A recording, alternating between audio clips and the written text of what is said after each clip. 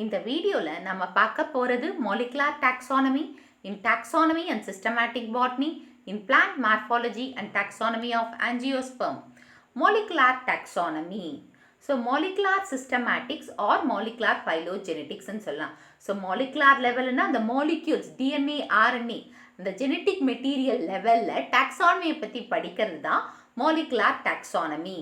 So molecular level taxonomy வந்து molecular systematics and molecular phylogenetics. So genetics plus evolution சேர்த்து படிக்கிறது தான் the molecular taxonomy. So molecular taxonomy is the branch of phylogeny that analyzes the hereditary molecular differences mainly in DNA sequencing to gain information and to establish the genetic relationship between the members of different taxonomic categories. So molecular taxonomy வந்து ஃபைலோஜெனட்டிக்கோட ஒரு branch. So இதில் வந்து hereditary லெவலில் அந்த DNA வச்சு differences ஒவ்வொரு level of டாக்ஸானை வந்து categorise பண்ணி அதுக்கான ரிலேஷன்ஷிப்பை பற்றி படிக்கிறது தான் இந்த மாலிகுலார் டாக்ஸானமி. மெயினாக டிஎன்ஏவை பற்றி படிக்கிறது, ஏன்னா டிஎன்ஏ தான் ஜெனட்டிக் மெட்டீரியல் இங்கே. The advent of DNA cloning and sequencing methods have contributed immensely to the development of molecular taxonomy and population genetics over the years. So இந்த DNA cloning, sequencing methods எல்லாம் வந்ததுனால நம்மளுக்கு molecular taxonomy population genetics எத்தனையோ வருஷமாக இருக்குது இதெல்லாம். So இந்த development வந்து ரொம்ப யூஸ்ஃபுல்லாக இருக்குது. DNA cloning, sequencing methods வச்சு படிக்கிறதுக்கு ரொம்ப ஈஸியாகவும் இருக்குது.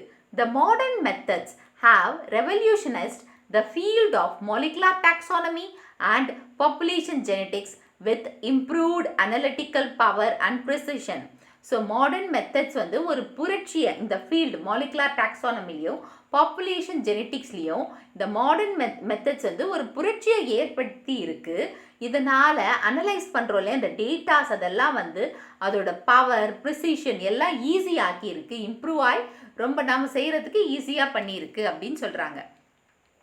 The results of molecular phylogenetic analysis are expressed in the form of tree called phylogenetic tree. So இந்த ரிசல்ட் எல்லாத்தையுமே phylogenetic treeலேயே கொடுக்கலாம் ரிசல்ட்டை.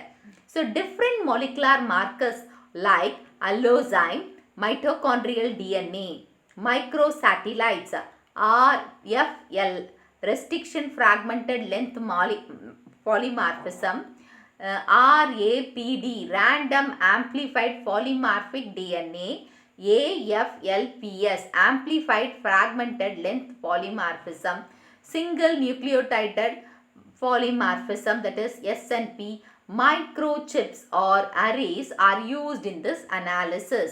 ஸோ இந்த அனாலிசிஸ் எல்லாம் வச்சு தான் நம்ம ஒரு மாலிகுலார் டாக்ஸானமியை அனலைஸ் பண்ணுறோம் ஃபைலோஜெனட்டிக்கலாக. Uses of molecular taxonomy. So molecular டாக்ஸானமியோட யூஸை பற்றி நம்ம இங்கே பார்க்க போகிறோம். The molecular taxonomy helps to establishing the relationship of different plant groups at DNA level. So இந்த molecular taxonomy வந்து நம்மளுக்கு என்ன உதவி செய்யுதுன்னு பார்த்தீங்கன்னா, ஒவ்வொரு டாக்ஸான் அதாவது ஒவ்வொரு பிளான்ட் குரூப் வந்து டிஎன்ஏ லெவலில் இருக்கிற ரிலேஷன்ஷிப்பை பற்றி தெரிஞ்சிக்க யூஸ் ஆகிருக்கு, படிக்கிறதுக்கு யூஸ் ஆகிருக்கு இந்த molecular taxonomy. It unlocks the treasure chest of information on evolutionary history of organism. So இந்த செஸ்ட் இன்ஃபர்மேஷன் அதாவது எவல்யூஷனரி பேஸில் அன்லாக் பல மிஸ்ட்ரீஸை ஓப்பன் பண்ணுது. மாலிகுலார் டாக்ஸானமியால் பல மிஸ்ட்ரீஸ் நம்மளுக்கு ஆன்சர் கிடைக்குது அப்படின்னு சொல்லலாம். RFLP, restriction fragmented length polymorphism. RFLPs is a molecular method of genetic analysis that allows identification of taxa based on unique pattern of restriction sites in specific region of DNA. So இந்த molecular இந்த method RFLPs வந்து analyse பண்ணுது, genetic லெவலில் analyse பண்ணி identify பண்ணுறதுக்கு ஒரு unique special பேட்டர்னாக இருக்குது. So particular சைட்டில் வந்து ரீஜன் அதாவது ஒரு பர்டிகுலர் சைட் நம்ம கட் பண்ணோம், அதை தேர்ந்தெடுக்க முடியுது டிஎன்ஏவை இந்த RFLS மெத்தட் வச்சு.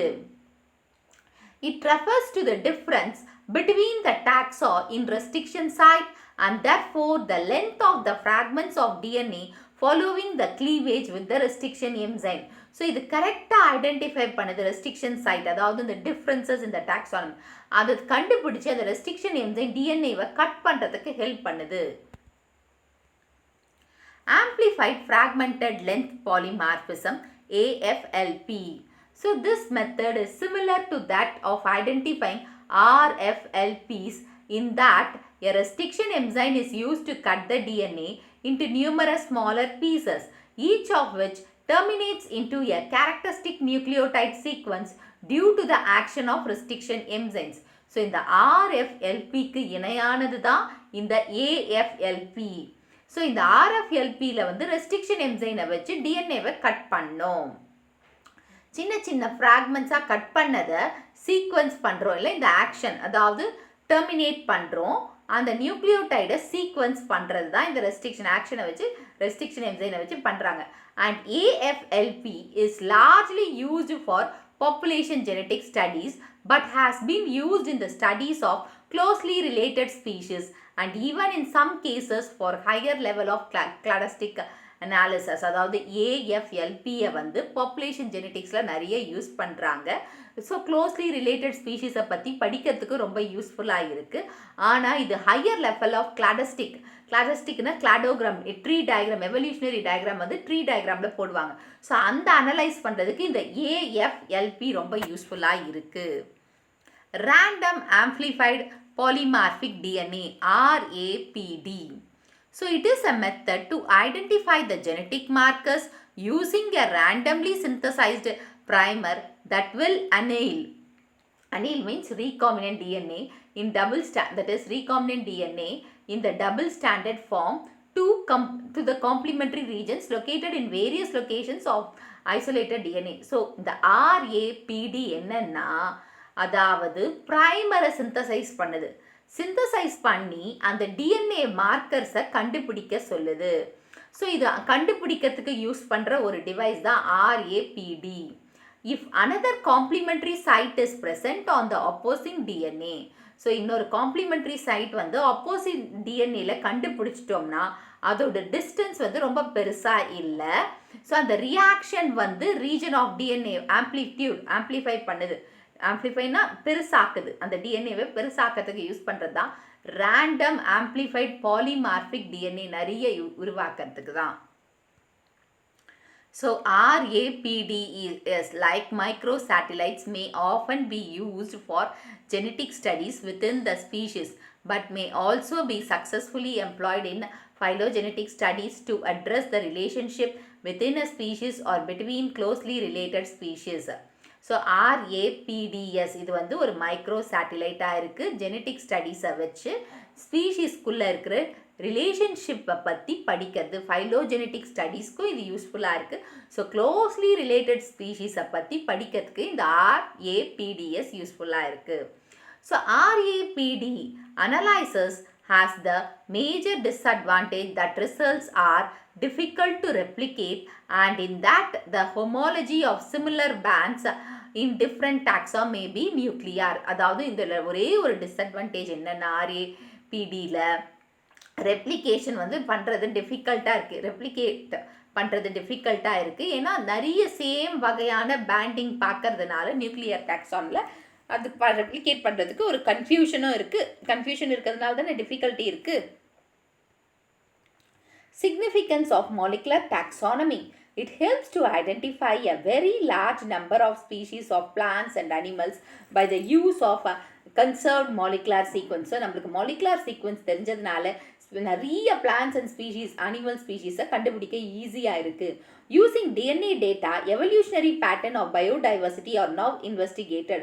ஸோ எவல்யூஷனரி டேட்டாவை வச்சு டைவர்சிட்டி இப்படி தான் இருந்திருக்கும் அப்படின்னு சொல்லி இன்வெஸ்டிகேஷன்ஸ் பண்ணுறதுக்கு அதை பண்ணி கண்டுபிடிக்கிறதுக்கு யூஸ்ஃபுல்லாக இருக்குது.